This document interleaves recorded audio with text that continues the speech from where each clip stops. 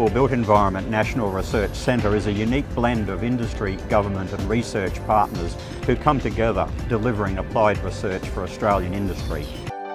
This CRC is a national effort. It's a key enabler for carbon reductions in buildings and cities. Construction techniques haven't changed much since the time of the Egyptians or medieval bricklayers. Even today, we just put one brick on top of the other, but there is a different way. So we've done some research in this new area, funded by the SBE and the CRC in low carbon living, and we think we've got some pretty exciting results to share. So I'll hand over to the team. The prefabricated and modular building sector represents about 3% of the building that happens in Australia every year. That's actually a very small number when you look at other countries like Japan, where the majority of construction is actually modular.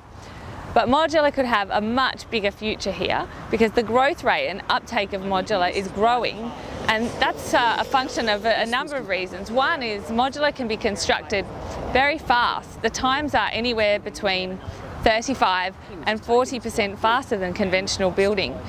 And if you've got a lot of demand in the marketplace, modular allows you to respond to that demand very rapidly when compared against conventional construction methods. Looking at the Perth skyline now, there aren't any modular buildings to see. But in 2014, the first modular building was constructed in Cockburn Central. The building behind me is called the Dara Apartments. It's a modular construction, 77 apartments over 6 stories. It's taken about 12 months to build, a little bit under, which is great. And by using the modular construction, we've got a whole range of benefits, particularly in the reduction of time it's taken to build the building. It was a site we effectively were joint venture partners in. We were shareholders in the company that owned it. We were looking for greater density on this site, so it was a good site in which to experiment on. It's close to a train station, it's next to a shopping centre. It had lots of advantages in terms of affordable housing as a site. The department's looking at ways to innovate to try and reduce the cost to make housing more affordable, and modular provide a whole series of options, particularly in terms of the cost, in terms of funding debt and the period of peak debt. So we were interested in experimenting with it and see what advantages the technology actually delivered. Look, I think it's got significant potential going forward. Multi-storey construction in Perth is quite expensive. The challenge will be to actually maximise the benefits. It's fundamentally a logistics exercise first and foremost, and improving on those all the time will be the challenge, and getting the design of the units to maximise the potential of the modular format will be the other real challenge going forward. We made a couple of conscious decisions in building this building, so there was virtually no attempt, well, there was no attempt to sell lots off the plan. Perth people like to see and touch things before they buy them, and I think we've sold nearly half of them already, and we don't quite have a certificate of occupancy yet. We're currently acquiring sites near train stations with a view to building modular apartments basically sitting next to train stations, so we can provide people with not just affordable housing but more affordable living and reducing their costs of getting to work and doing those sorts of things. There are a range of lessons we've learnt that we need to take forward, but we'd hope in the next couple of years to probably build another 5 or 6 of these modular apartments around Perth. Look, I think at the moment there's a limited range of suppliers of modular product, and that's a challenge. Hopefully over the next few years we'll see an expanded range of providers, which gives us more opportunity to reduce the cost. When there's only 1 or 2 providers, you're paying a premium into the market. We think there'll be a significant reduction in cost of modular apartments over the next couple of years, and that's where we see the real benefit going forward. In Perth, we build around 22,000 homes a year. And the affordable ones tend to be on the outskirts of Perth, project homes built in estates. This means that they're spending nearly as much on transportation as they are on their mortgages, and so it's not really an affordable proposition. But if people want to look at buying an apartment, apartments in Perth are currently very expensive and unaffordable, and so there's not really a lot of choice out there. I think what modular could offer is a more affordable housing type that's still very high quality, but is able to actually construct a building more cheaply and also faster, so that people aren't having to rent and pay a mortgage on the house that they're constructing at the same time for as long. We built our first house in this factory and shipped it to Karratha.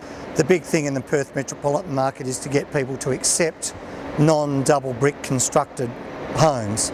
So we did it with a project of 10, our next project is one of 26, and we hope to implement a third project with 80. Yeah, it's all been driven by affordability really, that's the number one driver. There's a number of features that go to the affordability. There's essentially, the biggest single one is the time value of money.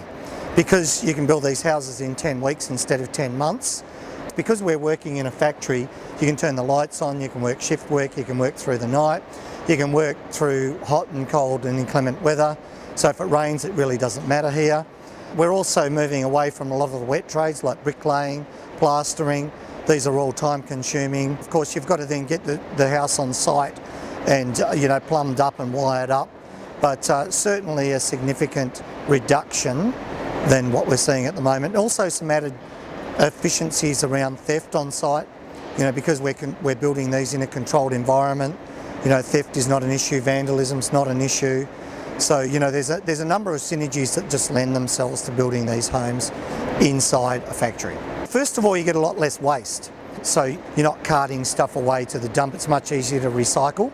And we use plasterboard instead of float and set cementitious and plaster type materials on the walls, and they are quite wasteful in some respects, whereas the plasterboard, we can get the right cuts out of the sheet, but we can also send the plasterboard back to the factory just over here and recycle it through the process. So that's one area. The second area is you can get the thermal efficiencies, the ratings. It's essentially about the right amount of insulation in the right places. So, that's a lot easier to do. You can also get some really cool design elements like the rake ceilings. A lot of these houses that you can see in the background, they're essentially a first home buyer house.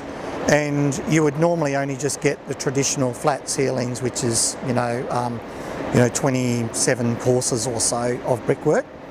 But in these houses, they've got rake ceilings in the family area, which I don't know exactly how high it goes, but it goes up on the rake. It really opens the house up and gives people a real sense of a bit of space. And because a first home buyer, they do have some constraints on the size of the home. The smaller it is, if you can just raise the ceilings and get a bit more elevated space, they do get a much greater sense of space. And that just creates a whole new feel. We're trying to borrow from some of the other industries like the car manufacturer, where people can almost test drive a house, see it getting built in a factory, maybe come and visit it several times, that sort of stuff. We're really trying to think about a whole brave new world of how housing might work out. The three main benefits to modular building is that it costs less, it takes less time, and the sustainability performance is superior to a conventional building. Modular provides some real cost benefits compared to conventional construction, as well as the time costs associated with that. Time is money in the building game. So we're finding, particularly in high-rise construction, the construction program is most of the time less than 50% of conventional construction. So a big chunk of a build program is the prelims associated with this type of stuff. It's cranes on site, it's site supervision, it's fencing, it's scaffolding, it's all of those type of things. With modular construction, you're working in a parallel construction program. So while site activity is happening, you're in the ground and you're building podiums and things like that. At the same time, the balance of the building is being built in a factory. So we talk about modular construction programs being 50% of the time. What that translates to for an overall construction program is probably only about a 30% savings, because it takes a little bit longer to get out of the ground with modular construction. With conventional construction, we tend to design enough to get the building out of the ground and then resolve more building and more design as we go along with that building. With modular, it's pretty much got to be rivet perfect. What excites us about modular is it's a far more sustainable way of building in terms of thermally they outperform conventional construction, embodied energy, all the things that are important like that, but as well as the fact of it's predominantly a recyclable building as opposed to a concrete structure which is just one big heat sink that in time gets blown up and turned into landfill. We tend to use recyclable materials. It's steel, it can be put into perpetual service, pull that building apart, recycle the steel and put that material into perpetual service so it can be used on projects for longevity. the majority of hotels that are being built will probably be built in modular, given that through conventional construction they're just not getting there.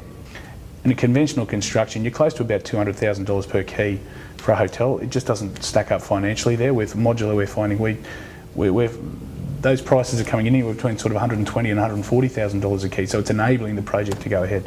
The part of the market we see is the most exciting and most sustainable, and the one with the most longevity is around the multi-res, but in the affordable space.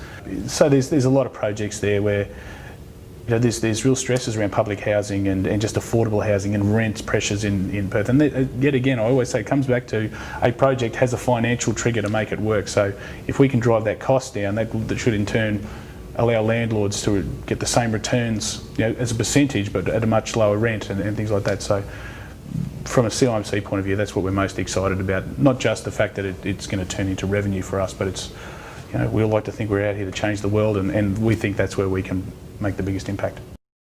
Historically, when we've thought of modular buildings, we think of dongers from the mining industry, but increasingly modular construction is quite high design, and there's some really gorgeous buildings.